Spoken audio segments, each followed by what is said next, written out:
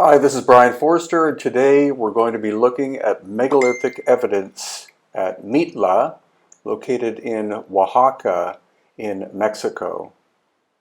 So you can already see the evidence. You see this massive column of basalt.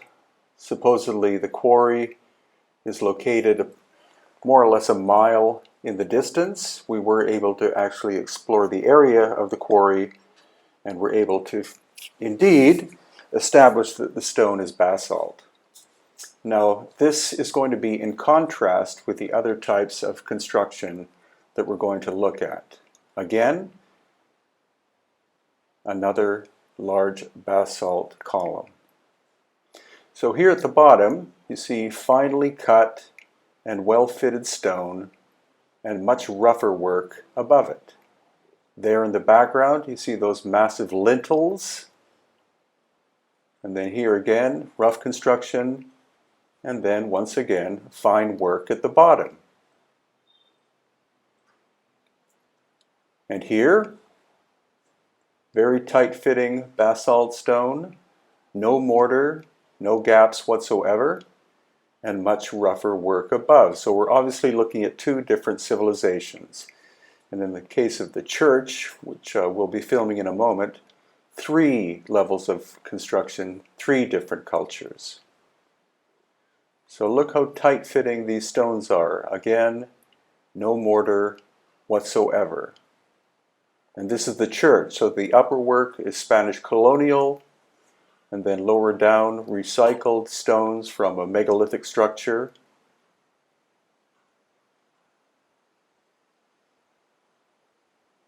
And here you see a very nicely shaped basalt stone, more or less rubble above.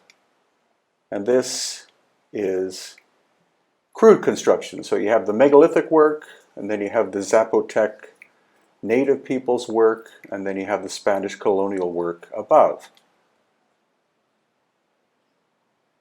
So here, the rough construction of the colonial and Zapotec people, and then the reinstalling of these very large lintels or beams, in this case weighing at least 6 tons. Now some people are going to say that the finest work would be the beams and that would be the last level of construction, but likely not true. It is possible that even with a 6-ton beam, and you don't have to be that sophisticated, that you could pry up one end, put some rubble and stone below, then gently raise the other side a little bit and almost do like a seesaw fashion to build the wall up, having the recycled beam in the place you want it at the very end.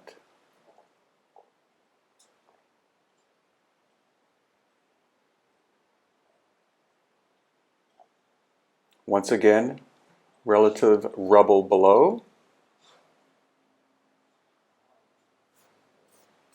And there are a series of passages here at Mitla. So again, we're going to see the difference between Zapotec style, which is here, and possibly colonial, and then another one of these massive, conservatively 6-ton beams above. They've even had to put a metal bracket around it in order to hold it up in recent restoration. And then here at the bottom, once again, finely fitting stone with relative rubble placed on top of it. They used a volcanic ash as a type of concrete, which you also find in many other locations in ancient Mexico, including the massive pyramidal structures at Teotihuacan. Here again, you see the finely fitted stone in the center. And here, rough work in the lower part of the video, and then finally finished stonework, probably restoration during Zapotec times above. And here, again, rough work, and there you see what was probably a massive beam set into place into the wall.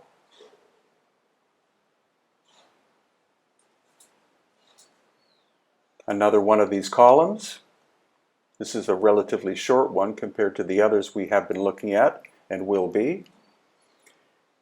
And then here, finely shaped stone on the bottom and rough on top.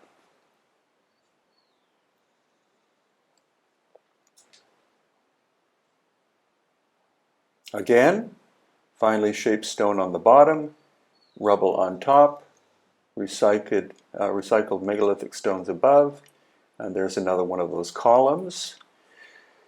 And this is one of the largest of the beams that we found. I would estimate that this weighs between 10 and 11 tons, and it either fell down or was being placed or being put into place by the Zapotecs. Then here, look at the left-hand side of the building as compared to the right.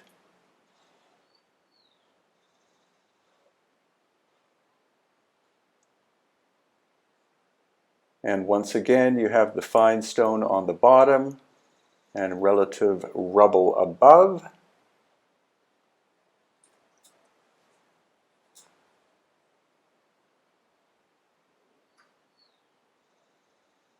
And now we're going up a staircase. So you see the stones on the bottom were probably recycled by the Zapotecs and put into place, and then later other repair work was done above, including plastering the exterior.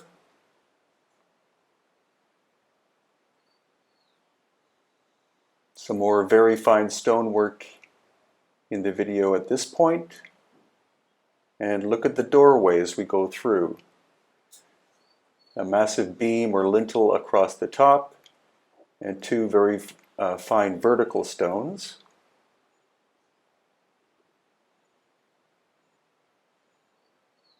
And these are actually the largest of the lintels. Notice solid stone on the right, and then rather crude repair work on the left. And again, rough work, and then fine stonework used to repair the corner. And once again, more of these massive basalt columns, all relatively the same shape and size, moved from the quarry, said to be at least 1 mile away. They were clearly the posts for a roof at one point in time, but if that was their original purpose, we don't know. Likely.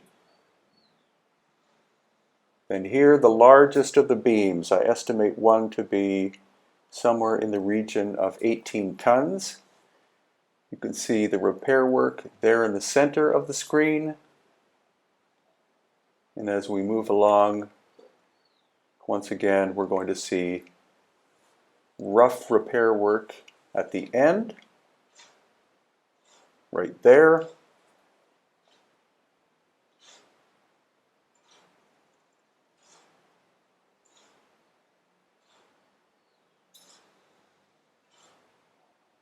And here, some fine stonework recycled during Zapotec or colonial times.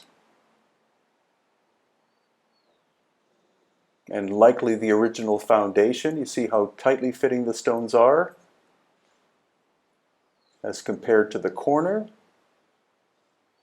And at another location nearby, once again, we have these approximate 6-ton beams, very fine foundation work below, cruder work above.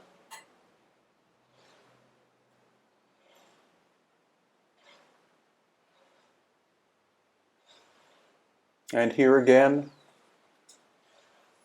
the giant beams put back into place, or put into place likely by the Zapotecs on top of their rougher wall work.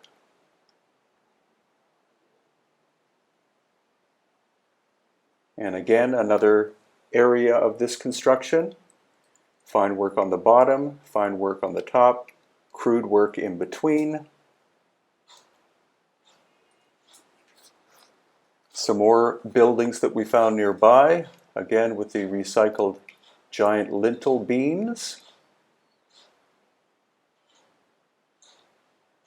And then a final look at the difference between the rougher work on the bottom and the fine beams on top. Again, it is possible that the Zapotecs obviously found these giant beams somewhere, maybe on location or at a nearby location, and then were able to build their wall by gradually raising one end, then the other end, maybe even an inch at a time, like in a seesaw fashion, building their wall until the beams were up to the height they wanted them.